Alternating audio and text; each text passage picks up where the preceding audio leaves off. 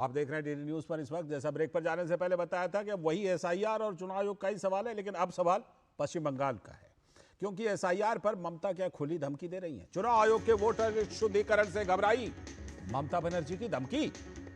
ममता बनर्जी ने 27 जुलाई से हर सप्ताह के आखिर में रैलियों के साथ भाषा आंदोलन का संकल्प लिया है। बांग्ला कार्ड। पश्चिम बंगाल में ममता बनर्जी का भाषा आंदोलन बांग्ला की आड़ में घुसपैठियों की तरफदारी है क्या? ममता बनर्जी बांग्लादेशी घुसपैठियों के संरक्षण के लिए बना रही हैं भाषा का मुद्दा। दरअसल बिहार के बाद पश्चिम बंगाल में भी चुनाव आयोग करेगा मतदाता सूची का विशेष गहन पुनरीक्षण यानी एसआईआर। अगले साल होने वाले विधानसभा चुनाव से पहले ममता बनर्जी का यह बांग्ला कार्ड।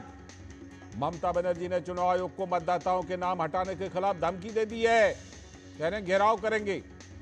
चुनाव आयोग स्पष्ट कर चुका है कि बिहार के बाद पूरे देश में एसआईआर होगा, और प्रधानमंत्री नरेंद्र मोदी अभी हाल ही में पश्चिम बंगाल में ही जाकर स्थिति स्पष्ट कर चुके हैं। पीएम ने कहा था घुसपैठियों के खिलाफ संविधान के मुताबिक चलती रहेगी कार्रवाई, लेकिन ममता बनर्जी को लगता है कि घुसपैठियों के नाम काटने पर टीएमसी को नुकसान हो जाएगा। इसीलिए ममता बनर्जी और उनकी पार्टी टीएमसी अभी से चला रही है इस तरह का अभियान। लेकिन प्रमुख विपक्षी पार्टी बीजेपी ने कहा पश्चिम बंगाल में महिला उत्पीड़न और भ्रष्टाचार है मुख्य मुद्दा। दरअसल विपक्ष के नेता शुभेंदु अधिकारी बीजेपी के उत्तर बंगाल कार्यक्रम का नेतृत्व कर रहे हैं। बीजेपी के इस कार्यक्रम का उद्देश्य है पश्चिम बंगाल में महिलाओं के खिलाफ हिंसा को उजागर करना और भ्रष्टाचार के मुद्दे को उठाना। लेकिन जिस धमकी की बात हम आपको बता रहे थे, पश्चिम बंगाल की सीएम ममता बनर्जी ने एसआईआर कराए जाने पर पूरे बंगाल में घेराव की धमकी तक दे डाली है। इलेक्शन कमीशन को चेयर को रेस्पेक्ट करते हैं, लेकिन जैसे बिहार में 40 लाखों का ज्यादा आदमी को नाम निकाल दिया, और बंगाल में भी करने वाला है। अगर करेगा तो घेराव कर्मसूची करेंगे, पूरा घेराव होगा, पूरा आंदोलन होगा। हम नाम काटने नहीं देंगे, हम नाम डालने नहीं देंगे। खुली धमकी दे रहे हैं ममता बनर्जी, बिल्कुल अपने रौद्र रूप में। तो पश्चिम बंगाल के बीजेपी के नेता दिलीप घोष ने सीएम ममता बनर्जी पर आरोप लगाया कि वो अपने राजनीतिक हितों के लिए प्रदेश को संकट में डाल रही हैं। जो भी बंगाली है उनके लिए डॉक्यूमेंट भेजना इनका काम है।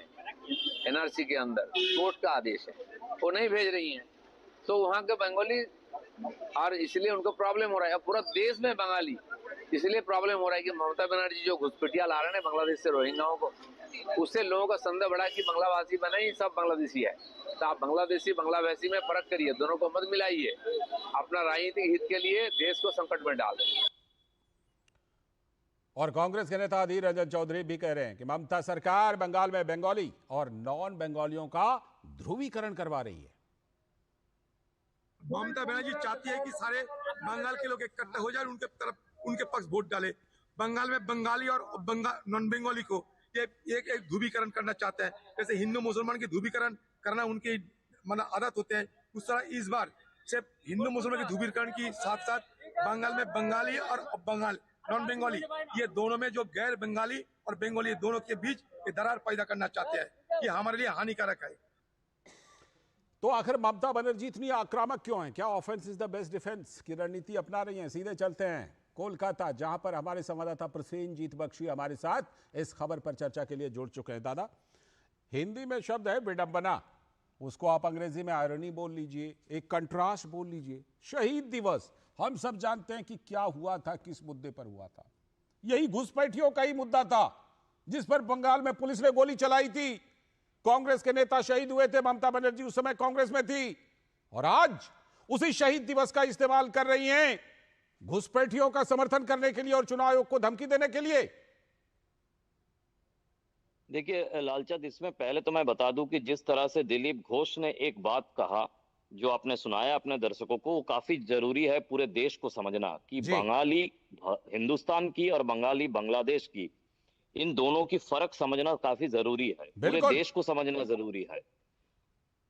ममता बनर्जी की तरफ से क्या किया जा रहा है कि ये बंगाली अस्मिता के नाम पर बांग्लादेशी जो बंगाली है, जो घुसपैठ करके पूरे हिंदुस्तान में जगह जगह पर फैल चुके हैं और देश की लॉ एंड ऑर्डर के बारे में वो खतरा है, इन लोगों को एक तरह की मॉरल बूस्टिंग के काम किया जा रहा है ममता बनर्जी की तरफ से। जो बांग्लादेशी है वो घुसपैठिया है और उनको पकड़ पकड़ के बांग्लादेश भेजना, ये जी दायरे में ये काम किया जा रहा है। और ये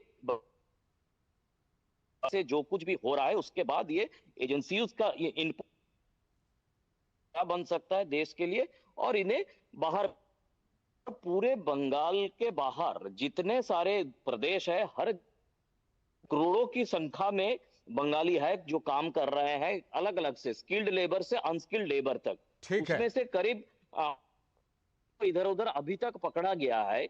जिस बंगाली अस्मित की कह रही है, मैं लालचंद आपको दावे के साथ, वो जो उनका जो मीटिंग है वहां पे जितने सारे लोग थे, उनका बेटा या बेटी अगर नौकरी में है तो है वो गुरुग्राम में, नहीं तो बाद में, नहीं तो बेंगलुरु में, ये सब जगह पे है। वो सारे जो हिंदुस्तान की प्रॉब्लम नहीं है, उन लोगों को चाहे वो अनस्किल्ड हो स्किल्ड हो कोई प्रॉब्लम नहीं है। लेकिन प्रधानमंत्री 18 तारीख को ये दुर्गापुर में जिस तरह से डेवलपमेंट के ऊपर जोर दिया है, उसके बाद ममता बनर्जी के सामने इसका जवाब देने लायक कुछ नहीं था, इसलिए वो इस तरह की एक हंगामा खड़ा करने की कोशिश में है। प्रधानमंत्री ने यह भी कहा था, प्रधानमंत्री ने यह भी कहा था कि घुसपैठियों के खिलाफ भारत के संविधान के मुताबिक कार्रवाई चलती ही रहेगी लगातार।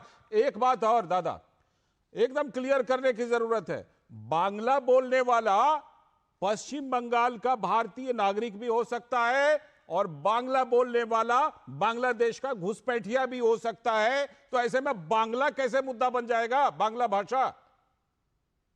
वही तो मैं कह रहा हूं। एक तो है कि इस बार दुर्गापुर से प्रधानमंत्री ने बंगाल की बीजेपी के लिए, बंगाल के लोगों के लिए जो दिशा उन्होंने दे दिए हैं, उसके बाद ममता बनर्जी के लिए उसका काउंटर करना काफी मुश्किल है। इसीलिए इस तरह की एक खिचड़ी टाइप का वो इशू निकालने की कोशिश में है, जहां पे उन्होंने जिन सब बांग्लादेशी मुसलमानों का और रोहिंग्याओं का नाम ये सूची में डाले हैं, इनका नाम सूची से कट ना जाए और ये लोग बांग्लादेश में डिपोर्ट ना हो जाए, इन लोगों को किसी ना किसी तरह प्रोटेक्शन देने के लिए ये बांग्ला भाषा आंदोलन के नाम पर एक बेहुदा, मैं कहूंगा बेहुदा कहना कितना ठीक है मुझे पता नहीं, लेकिन मैं ममता बनर्जी को जितना दूर तक जानता हूं, बिहार के बाद बंगाल में उन्होंने लॉ एंड ऑर्डर का एक खतरा पैदा कर देंगे खुद जो ममता बनर्जी इस इशू को लेकर। बिल्कुल और बिल्कुल, और कितनी बड़ी विडंबना है, राज्य के मुख्यमंत्री होकर चुनाव आयोग को धमकी दे रहे हैं। राजनीति देख रहा हूं।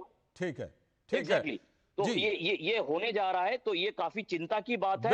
और ये बांग्लादेशियों को प्रोटेक्शन देने की काम करने जा रही है ममता बनर्जी। बिल्कुल बिल्कुल, लेकिन बांग्ला पर इस तरह की सियासत नहीं हो सकती, क्योंकि घुसपैठिए भी बंगाली बोलते हैं, बांग्ला बोलते हैं, बात खत्म।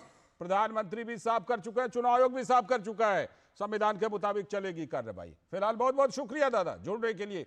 कोलकाता से हमारे संवाददाता प्रसेनजीत बख्शी जुड़े थे हमारे साथ कि पश्चिम बंगाल में किस तरह से ममता बनर्जी हमलावर हैं, इस आशंका से कि आखिर ममता बनर्जी को कौन सा डर सता रहा है।